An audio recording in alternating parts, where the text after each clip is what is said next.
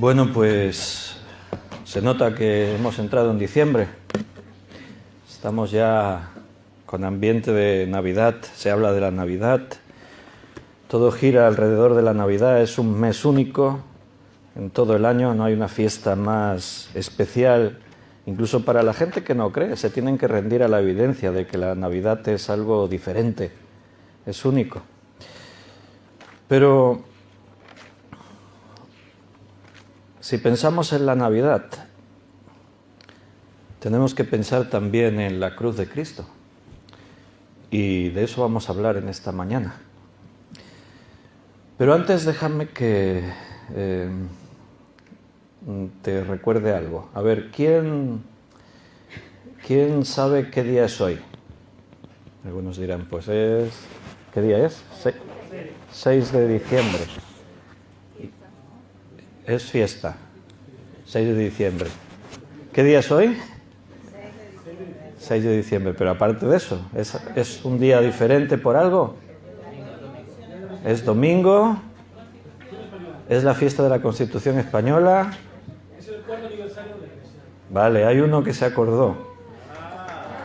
Es el 4º aniversario de la Iglesia Unida de ECUP.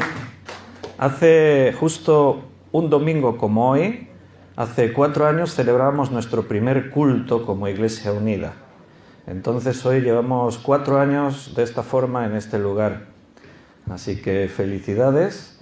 Es un año un poco diferente, no hicimos nada especial. Otros años pues nos hacíamos fotos juntos, todos, pero en la foto van a faltar muchos. Nos tendríamos que hacer una foto virtual en todo caso, porque faltan mucha gente. Pero hay otros que no están y hay otros que sí están. Hay hermanos que se han unido a lo largo del año, hay otros que se fueron y ya no están. Pero por encima de todo, pues el Señor es nuestro Señor. Esta es la Iglesia de Cristo. Bueno, ya en las fiestas de Navidad, pues tendremos alguna mención especial, haremos un poquito de celebración, haremos algo. Seguramente buscaremos pues unificar un día de la Navidad, porque como decíamos este año con todo lo del COVID-19 es todo muy distinto. Pero ahí está, lo tenemos en la mente, en el corazón. Si yo os digo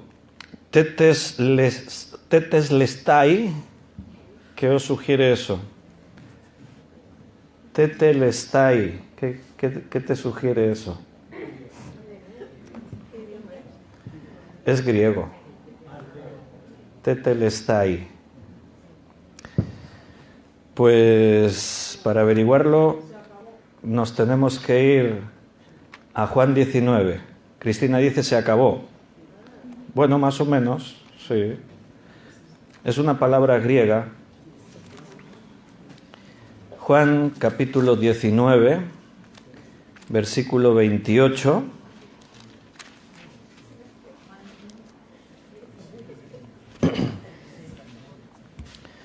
Juan 19, 28 al 30. Después de esto, sabiendo Jesús que ya todo estaba consumado, dijo, para que la Escritura se cumpliese, tengo sed.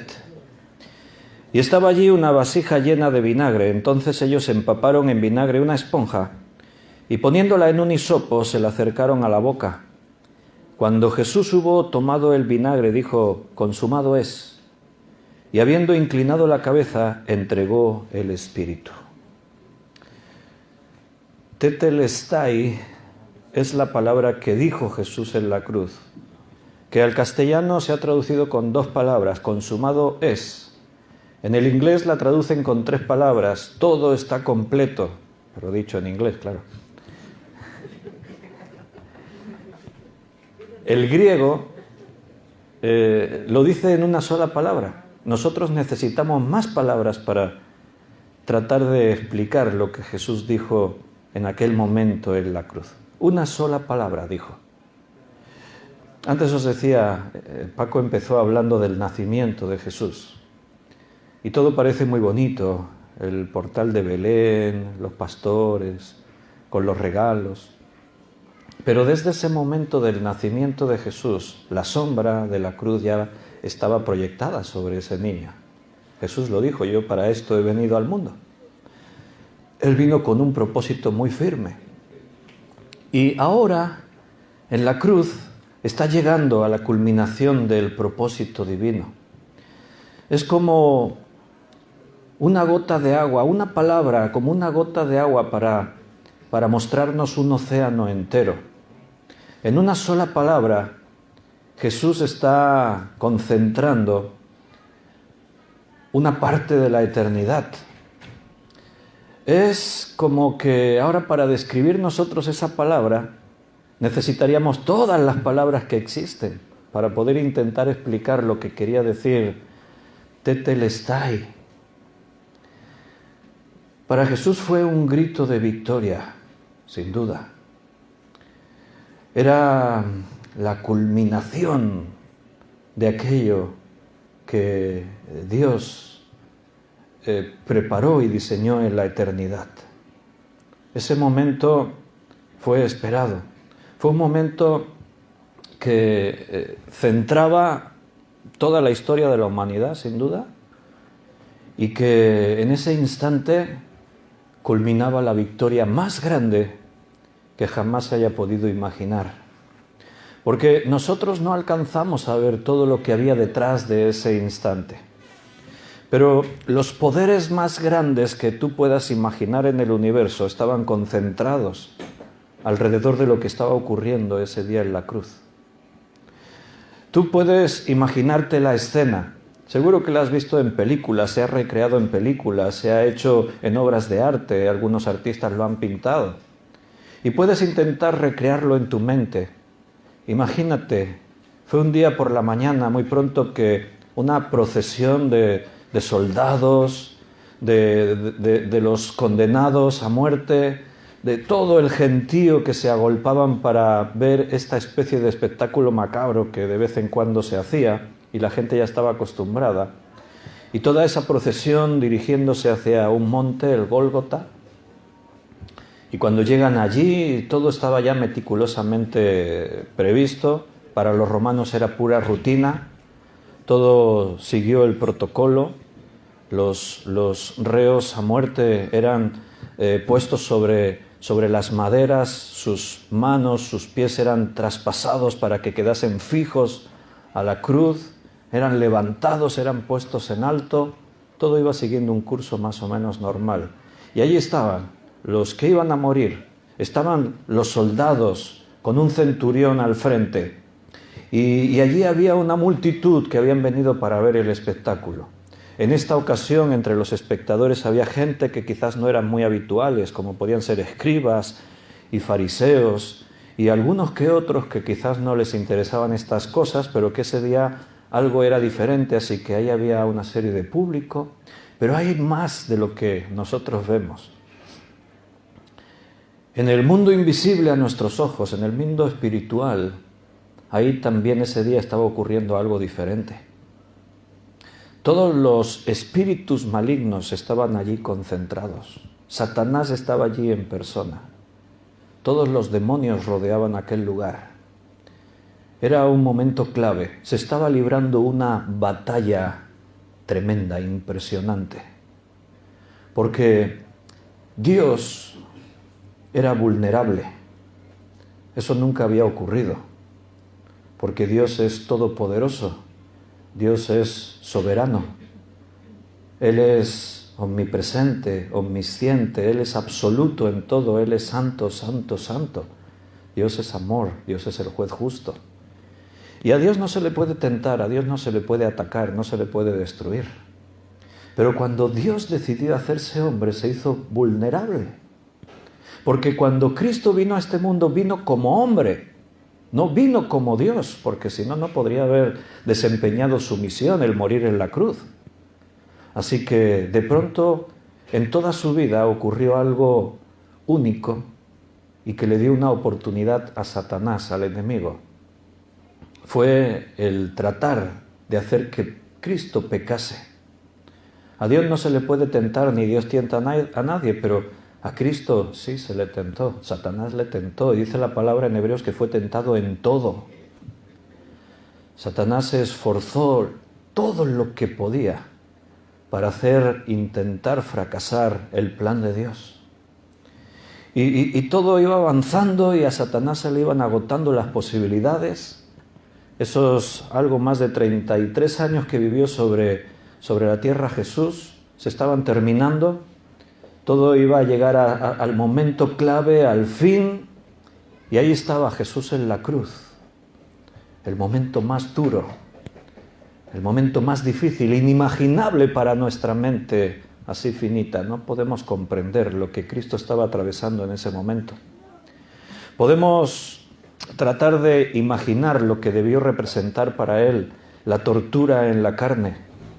Desde el día anterior, cuando fue apresado, y todo ese sufrimiento indescriptible que él tuvo que atravesar, de golpes, de latigazos con los látigos romanos, con esos huesecillos o esas bolas que tenían en la punta que desgarraban la carne. Con Jesús se ensañaron aún más de lo habitual, porque Pilato dio esa orden: castigadlo bien, porque así a lo mejor contentamos a estos sacerdotes y fariseos y escribas y no lo tenemos que matar, castigarle bien. Así que se ensañaron con él de una forma fuera de lo habitual. Y la corona de espinas y los golpes que le daban, burlándose: adivina quién te ha pegado. Y le escupían, y todo lo que tuvo que atravesar Cristo físicamente es indescriptible. ¿Cómo poder entender eso? Cuando él llega a la cruz está agotado físicamente, está deshidratado, ha perdido mucha sangre. Ha sido una noche muy larga. Pero más que eso, lo que no podemos comprender es ese misterio del que Pablo habla, de esa muerte en la cruz para cargar con nuestros pecados. ¿Cómo puedo yo imaginarme lo que significa que sobre un solo hombre caigan los pecados de toda la humanidad? ¿Cómo poder comprender eso? ¿Cómo poder concebir todo el dolor, el sufrimiento que en el mundo, desde que Adán hasta nuestros días, todo el dolor que el pecado ha generado, toda la frustración, la ansiedad, la rabia, la ira, la depresión, toda esa porquería que el pecado ha generado en la raza humana, todo lo que el hombre ha sufrido, ¿cómo puede caer eso sobre un solo hombre? ¿Cómo es posible?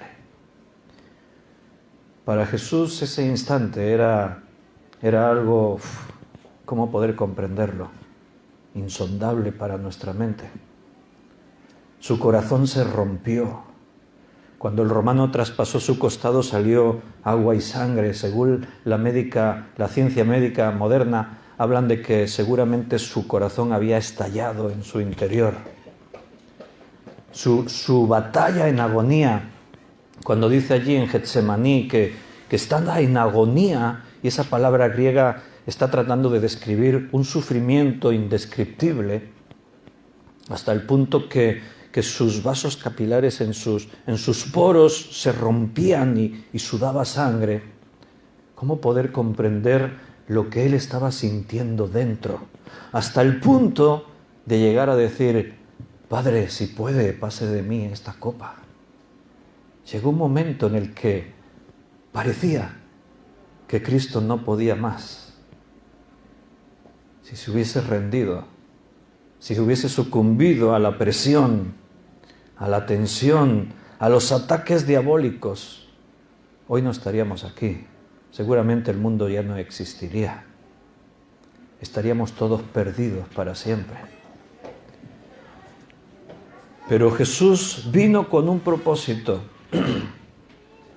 Y dice la palabra de Dios que obedeció hasta la muerte. Vino a cumplir algo y lo cumplió.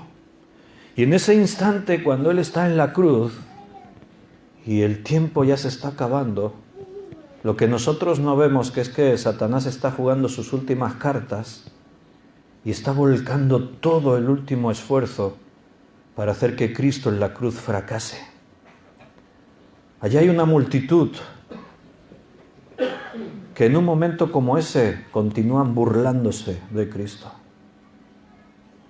Jesús podía huir desde el madero, como decían cosas semejantes a otro salvó, y él no se puede salvar a sí mismo. Decía que era el Cristo. Míralo, un despojo. Algunos todavía le escupían y otros meneaban la cabeza burlándose. Los que tenía crucificados a los lados también le injuriaban, se metían con él, le decían: sálvate a ti mismo y sálvanos a nosotros, y maldecían. Jesús estaba solo. Llegó a estar tan solo que hasta el Padre lo abandonó. Y entiéndase lo que significa eso. Estaba previsto. No es que Dios dijo: uy, yo ya... No, es que era necesario. El Dios santo, santo, santo tenía que permanecer sin pecado. Y sobre ese hombre en la cruz iba a caer el pecado de toda una humanidad. Así que hubo un instante en el que el Padre dejó solo a Jesús en la cruz. Y Jesús lo expresó con esas palabras: Padre, ¿por qué me has abandonado? Palabras humanas que estaban reflejando la agonía que Jesús estaba experimentando en la cruz. Un abismo insondable que no podremos llegar a comprender nunca. Pero allí estaba, y todo estaba sobre la mesa. Todo estaba ahí, ya no se podía hacer nada. ¿Qué ocurrirá? Solo que Jesús hubiese maldecido a aquellos que le estaban insultando, solo que Él se hubiese arrepentido de estar ahí, solo que hubiese habido un fallo pequeñito, el diablo habría vencido.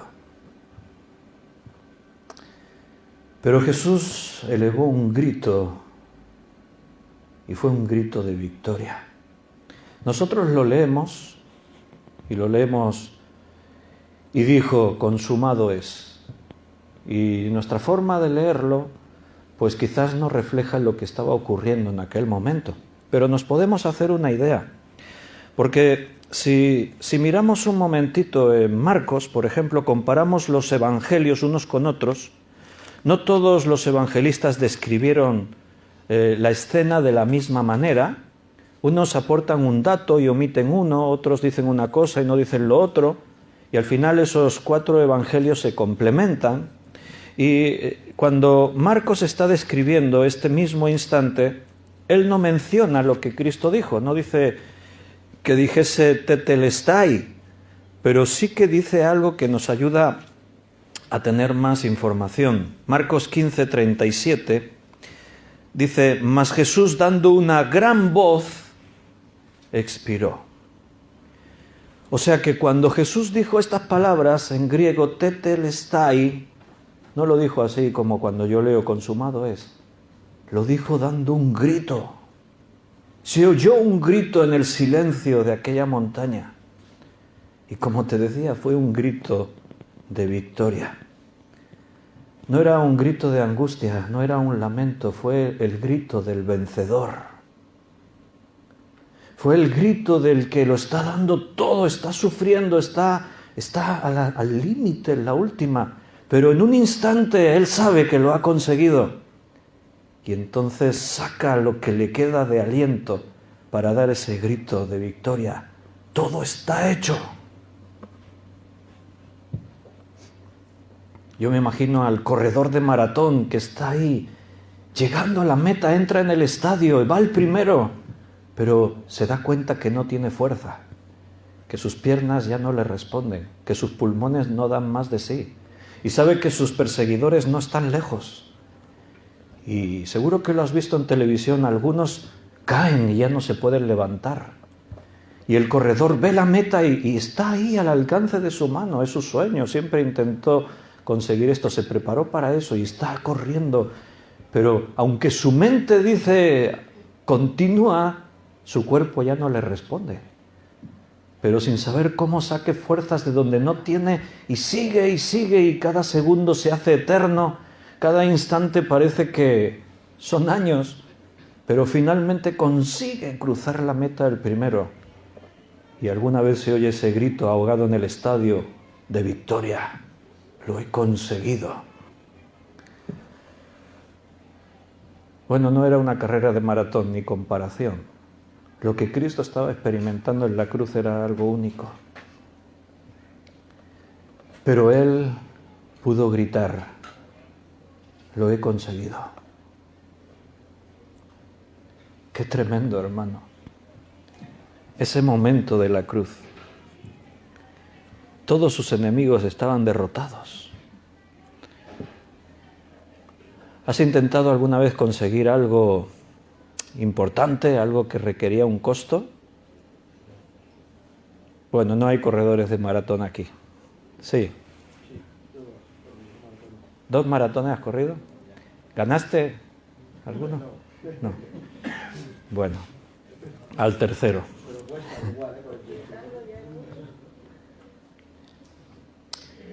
Cuando uno se propone algo en la vida, hay cosas que cuestan mucho. Aquí sí hay estudiantes universitarios, sacar una carrera cuesta, es un sacrificio. Cuando tú tienes un proyecto de vida importante, hay cosas que requieren un tremendo esfuerzo, grandes sacrificios, renunciar a muchas cosas. Y después de todo el tiempo que te cuesta conseguir eso, el precio que has pagado, los sacrificios que has hecho, las cosas a las que renunciaste, el día que lo consigues, realmente algo ocurre en tu interior y dices, ¡wow! Aún no me lo creo, pero lo he conseguido. ¿Verdad? Y ahora la pregunta es, en el caso de Jesús, ¿qué era lo que había sido consumado? ¿Qué fue? ¿A qué se refería Jesús cuando dijo lo he conseguido? Bueno, era la obra de su vida. Era todo lo que Él sacrificó para llegar ahí, las cosas a las que renunció. Dice la palabra de Dios que se despojó de su gloria, de su honra. Se quitó de sí mismo la parte que le hacía a Dios. ¿Cómo comprender eso? No lo podemos comprender. Se hizo inferior a los ángeles, se humilló, haciéndose semejante a sus criaturas. Se hizo como uno de nosotros. Se hizo un gusano. Se hizo algo insignificante por amor a nosotros. Se hizo así para poder llegar a ese momento en la cruz. Y esto era un plan eterno. En algún momento en la eternidad totalmente incomprensible para nosotros, el Dios Trino, Padre, Hijo y Espíritu Santo, tomaron esas decisiones. Decidieron crear la humanidad. Decidieron hacer libre a la humanidad. En ese momento Dios sabía, pero la humanidad fracasará, pecarán. Cuando le demos la oportunidad de escoger, van a fracasar. Pero en ese momento también diseñaron la solución, porque recuerda, todo esto forma parte de un plan. No es que estamos improvisando, Dios no improvisa. No es que creó al hombre y cuando el hombre peca dice, ¿ahora qué hacemos? Y entonces va improvisando. No, todo estaba previsto. Cuando Dios planeó lo que iba a ser todo esto, lo planeó totalmente, sin sorpresas. Así que en ese momento eterno, ya Cristo decidió venir a morir por nosotros por amor. ¿Cómo podía amarnos antes de que nosotros existiésemos? ¿Cómo comprender la dimensión, la magnitud de la mente de Dios que sabe todo y que puede amar aún en el tiempo antes de que las cosas existan? ¿Cómo puede ser? En ese momento en la cruz, esas palabras significaban el cumplimiento de ese plan eterno. Representaba que todo lo que estaba previsto se cumplió. Desde que nació en Belén, como un bebé, y conforme fue creciendo como un niño y viviendo en el anonimato como un hombre más, en una familia humilde, sin decir nada, sin destacar por encima de otros, hasta que comienza su ministerio público y escoge a 12 hombres para prepararles para que sean el fundamento de su iglesia que Él va a fundar, va a crear. Batallar con esos hombres, enfrentarse a los fariseos, a los escribas, a todos aquellos que durante toda su vida trataron de sorprenderle en alguna falta, en un solo defecto. Tener que luchar contra esas fuerzas invisibles a nuestros ojos, el mundo espiritual, los demonios, todas las tentaciones. Toda una vida privada y pública, toda una vida de silencio y de palabras, todo estaba culminando en la cruz. Y escúchame, todo hasta ese momento había sido perfecto. Todo. Dice la palabra de Dios que no se halló en él pecado, nada. Ni una palabra fuera de tono, ni un momento de descontrol y decir una palabrota, ni desearle a nadie nada malo, porque no es solo en las acciones, es lo que hay en el corazón y Dios lo ve todo. Y cuando Cristo está en la cruz y por fin dice Tetelestai, el Padre se encuentra contento. Es un grito de victoria, realmente es un grito de victoria. ¿A quién iban dirigidas esas palabras? Porque en la cruz, y de esto hay muchas predicaciones, están las 7 palabras, o serían más correctamente 7 frases en la cruz. Son las 7 cosas que Jesús dijo en la cruz. Lo primero que él dice es, Padre, perdónalos porque no saben lo que hacen. ¿Y a quién iban dirigidas esas palabras? Bueno, es una oración a Dios, pero tiene que ver, van dirigidas, que lo oigan todos, a sus detractores, a sus enemigos, a los pecadores que estaban allí insultándole, ofendiéndole. Es para ellos quien dice esas palabras. Perdónalos, no saben lo que hacen. Otra frase en la cruz es, tengo sed. ¿Para quién iba esa palabra?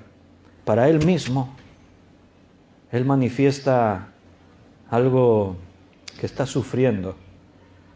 Dices, entre tanto sufrimiento, ¿por qué dijo tengo sed?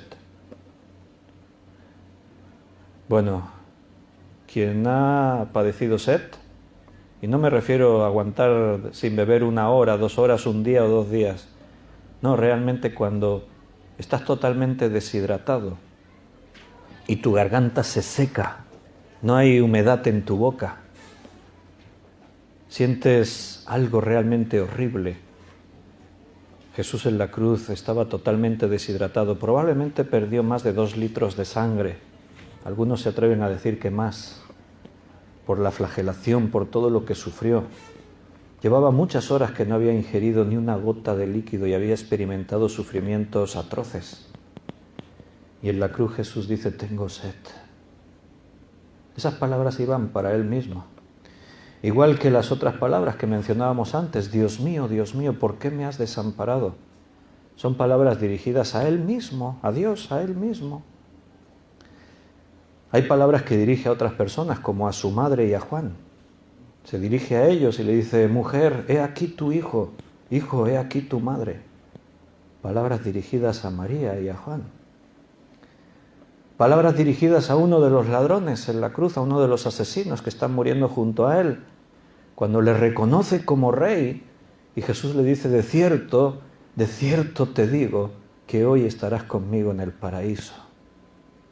Qué grande nuestro Señor Jesucristo.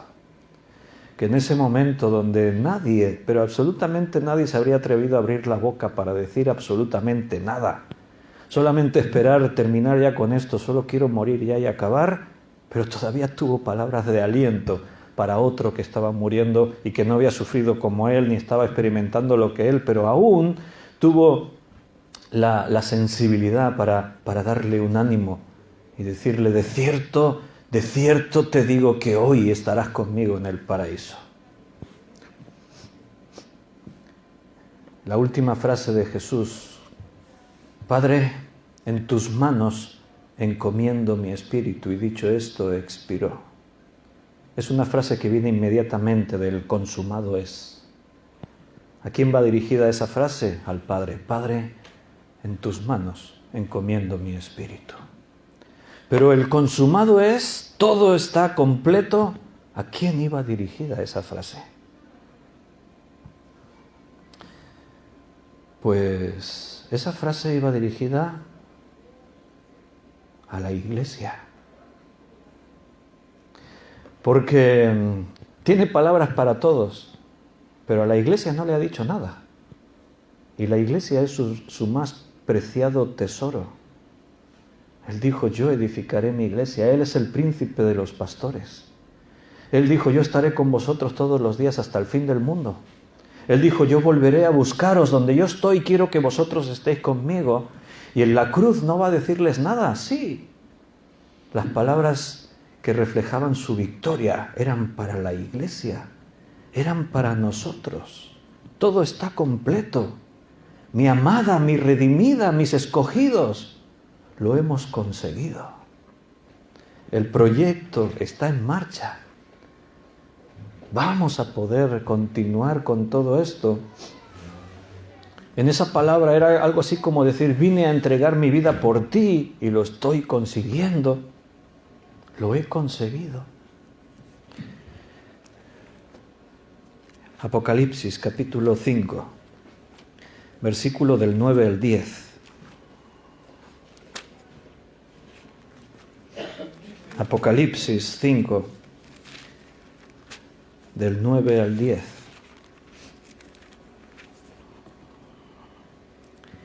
Y cantaban un nuevo cántico, diciendo, digno eres de tomar el libro y de abrir sus sellos, porque tú fuiste inmolado y con tu sangre nos has redimido para Dios, de todo linaje, lengua y pueblo y nación, y nos has hecho para nuestro Dios reyes y sacerdotes, y reinaremos sobre la tierra. Ese es el grito de victoria de la iglesia. La iglesia resucitada que está en presencia del trono, en los acontecimientos que están poniendo fin a la historia de la humanidad, al comienzo de un nuevo mundo, y ahí están los redimidos, todos vestidos con vestiduras blancas, levantando un grito de victoria, reconociendo al único que es digno, aquel que está sentado en el trono, al Rey de Reyes y Señor de Señores. Ese que está ahí es quien nos ha redimido, quien pagó el precio, el que fue inmolado y con tu sangre nos has redimido para Dios. Nos has hecho para nuestro Dios reyes y sacerdotes, y reinaremos sobre la tierra. Por eso las palabras de la cruz eran para la iglesia. Lo he conseguido. He llegado donde quería. Hemos alcanzado el premio. Con esa victoria Dios nos libró del pecado. Nos libró de la enfermedad. Quitó de nosotros todo tipo de acusación. Cuando Él gritó esas palabras en la cruz, la muerte dejó de tener poder y autoridad sobre tu vida. El enemigo dejó de tener poder sobre ti. Satanás ya no tiene poder sobre ti. En ese grito de victoria estábamos cada uno de nosotros. Fuimos liberados. El mismo Jesús fue liberado, porque ya no volverían a escupirle en su rostro, ya no nadie se volvería a atrever a golpearle, ni a azotarle, ni a poner un manto sobre sus hombros y una corona de espinas para ridiculizarle. Él estaba siendo liberado de la presión, de la carga tan pesada que tuvo que llevar hasta ese momento. Ahora nadie más podría besarle con un beso de traición. Ni nadie más como Pilato se atrevería a juzgarle, aún lavándose las manos. Mira, yo no tengo nada que ver con esto. Ya nadie más se atrevería como escribas y fariseos a injuriarle, a tratar de sorprenderle, a tentarle. Y ya no habría más gente gritando, crucifícale. Ahora su grito era otro. Lucas 23, 28 al 30.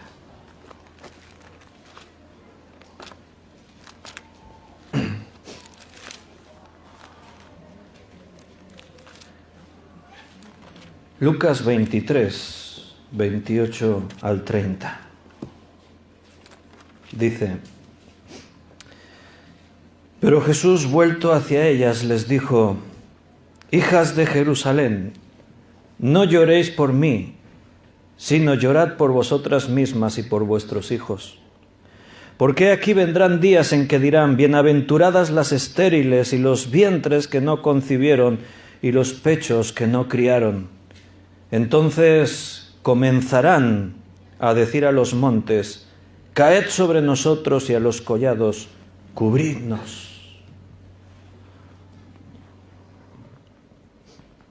Ahora la gente ya no tiene nada que hacer contra el Hijo de Dios.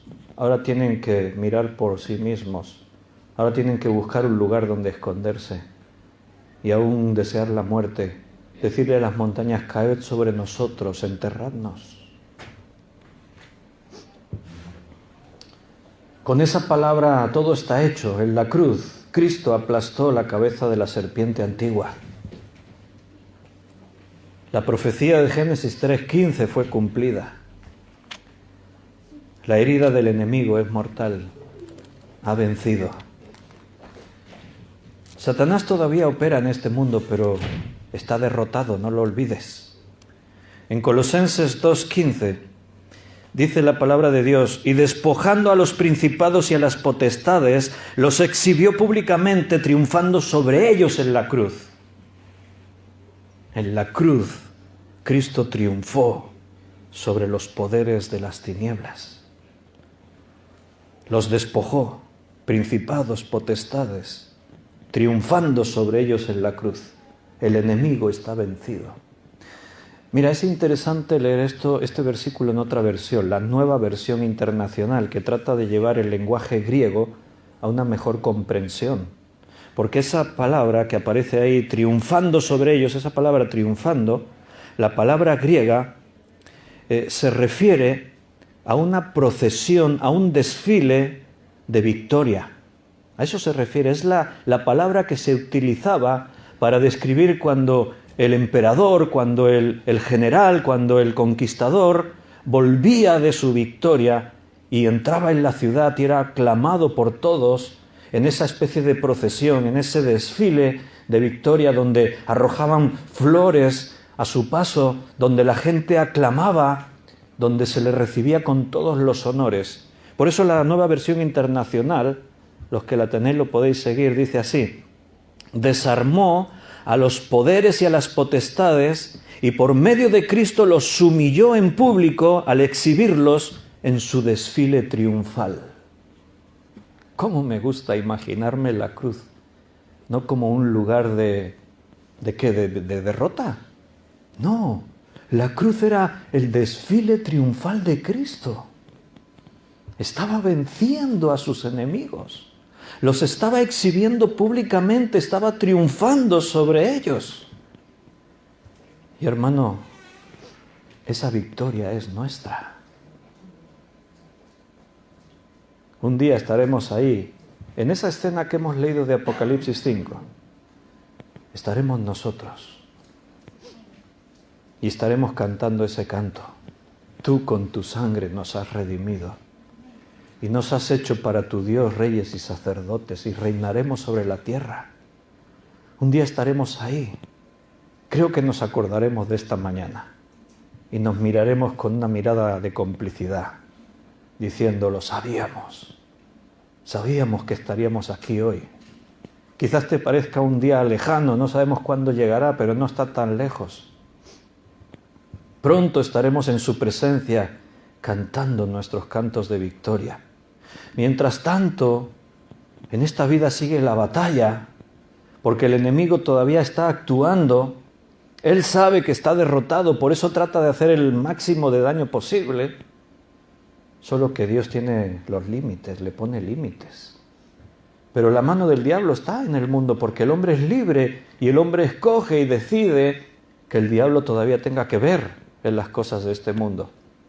Por eso el mundo sigue sufriendo, conforme a esa corriente, conforme al príncipe de la potestad del aire. Todavía como creyentes tenemos que enfrentar batallas. Aún el diablo nos zarandea. Pero confía, Cristo venció al mundo. Solo tienes que mirar que tu fe no falte. Solo contempla a Jesús, mírale a Él. En medio de tu miseria, de tu sufrimiento, de tu escasez, de tu enfermedad, en medio de tus problemas personales, familiares, mira a Jesús. Contempla al Rey de Reyes. Pon tus ojos en el que te dio la victoria.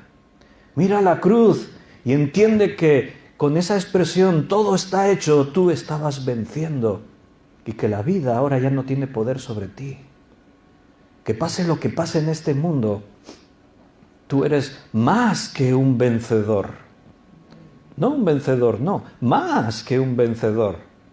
Él nos dio la victoria.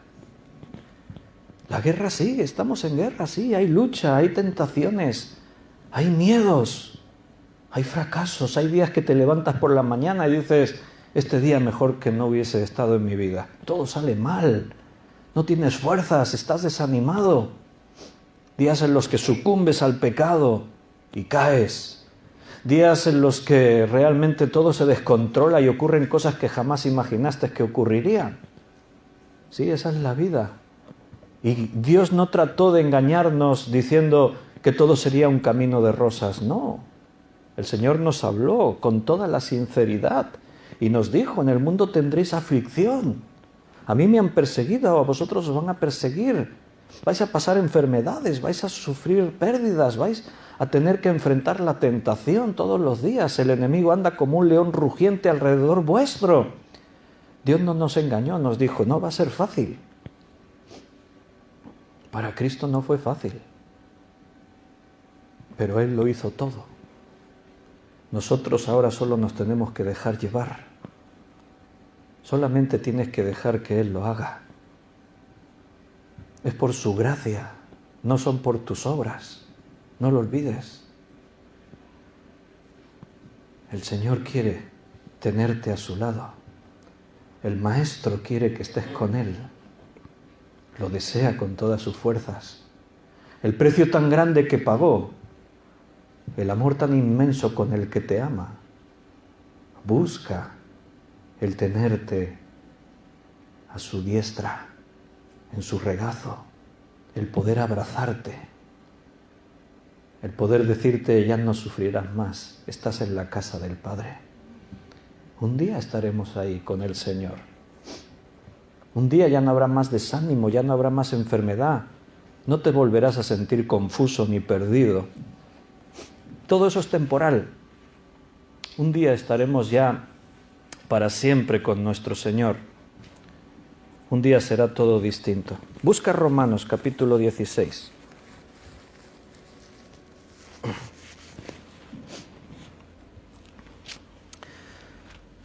¿Sabes? Te confieso una cosa.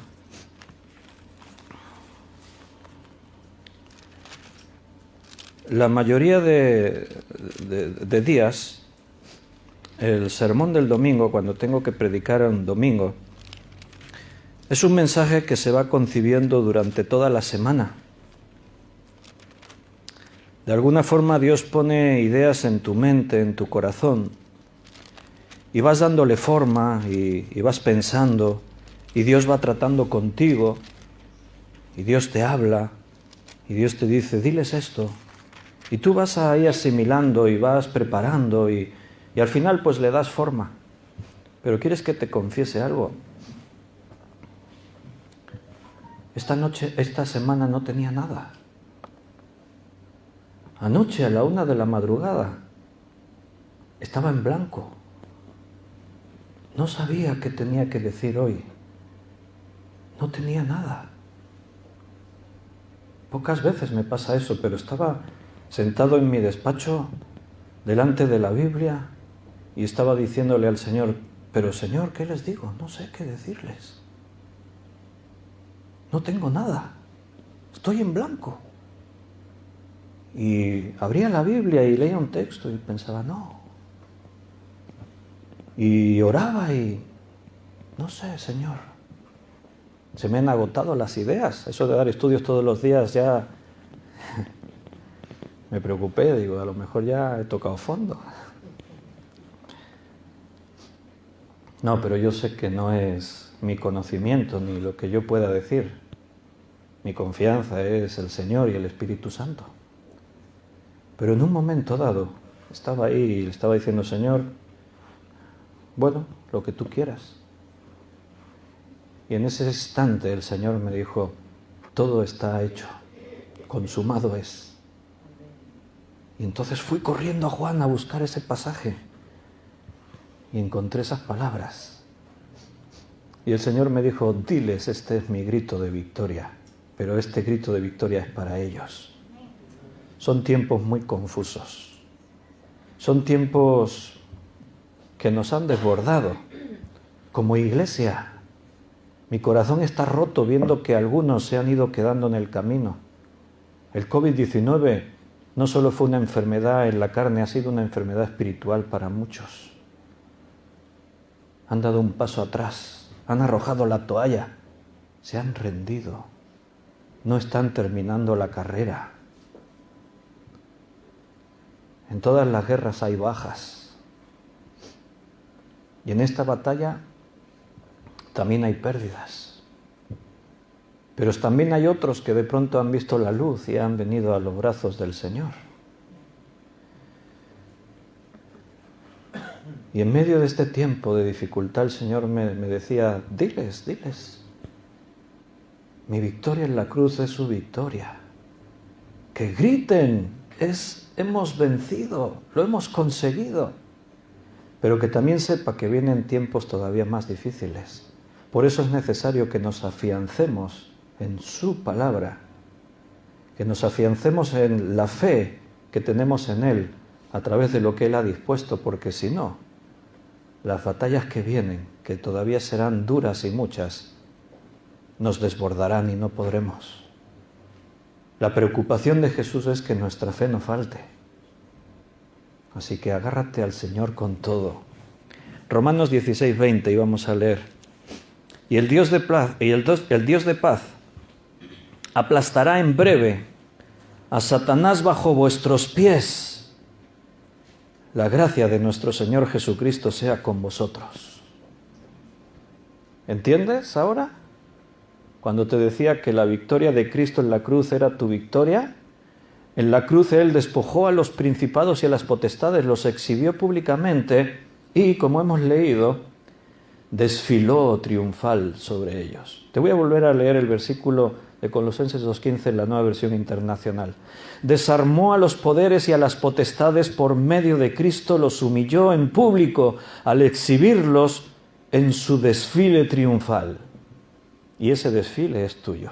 Ahora lo dice en Romanos 16:20. Aplastará en breve. Claro, porque como yo te decía, todavía tenemos guerra. Aún estamos ahí enfrentándose a ese león rugiente que nos quiere devorar. Todavía tenemos que ser tentados.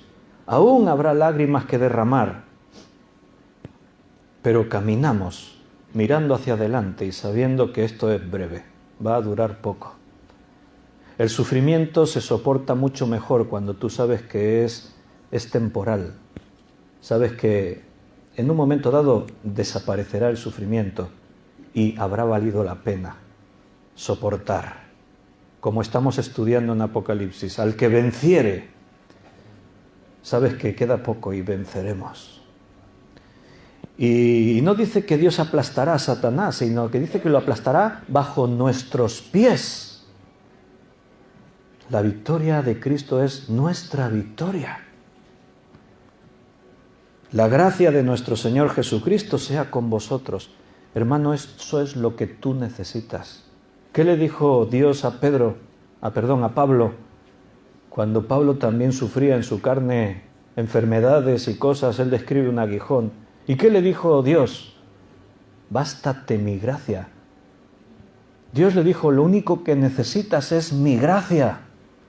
Hermano, Dios te dice en esta mañana, lo único que necesitas en este mundo es su gracia. Todo lo demás es pura basura. No te dejes engañar, no pierdas tu vida, no gastes lo que eres en lo que el mundo te ofrece. Disfruta del regalo de Dios. Todo lo que necesitas, dice Dios, es mi gracia. Porque un día estaremos ante el trono, en su presencia, en una eternidad que ni nos podemos imaginar.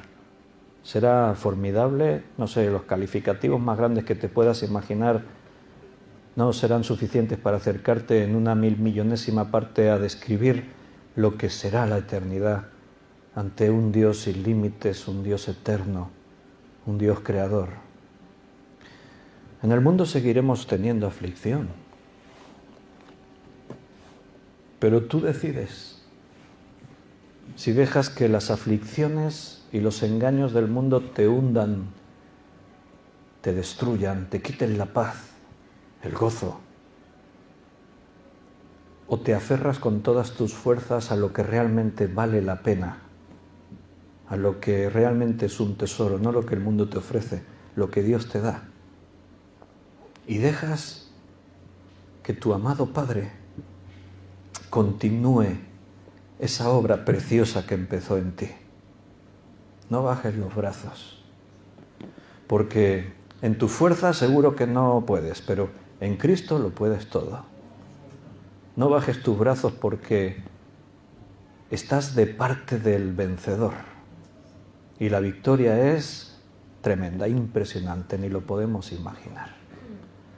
Así que, hermanos, le vamos a dar gracias al Señor, orando, y nos vamos a despedir cantándole una canción a nuestro querido Dios. Vamos a orar. Muchas gracias, Señor. Gracias por todo lo que tú eres y haces. Gracias, Señor, por habernos enseñado cuánto nos amas, demostrándonoslo en esa cruz, en la vida de Jesús. Gracias porque sabemos que no estamos solos, nunca estuvimos ni nunca estaremos solos. Tú siempre estuviste a nuestro lado. Y en los momentos más duros es cuando más cerca estabas. No sabemos lo que nos deparará el futuro, pero lo que sí sabemos es que tú nunca nos fallarás porque eres fiel. Tú eres nuestro Dios y tú eres el soberano, nadie hay por encima de ti. Por eso, Padre, necesitamos tu consuelo, necesitamos tu fuerza, necesitamos que el Espíritu Santo nos dé la sabiduría, nos guíe, nos lleve a abundar más y más en tus riquezas. Tener la capacidad de despojarnos del peso que nos hemos añadido de las cosas de este mundo y correr más ligeros la carrera que nos queda por delante. Señor, te necesitamos, no nos abandones, no nos dejes. Agárranos fuerte de la mano para que podamos continuar hacia adelante al propósito que tú tienes para cada uno, para nuestra vida, para esta tu iglesia.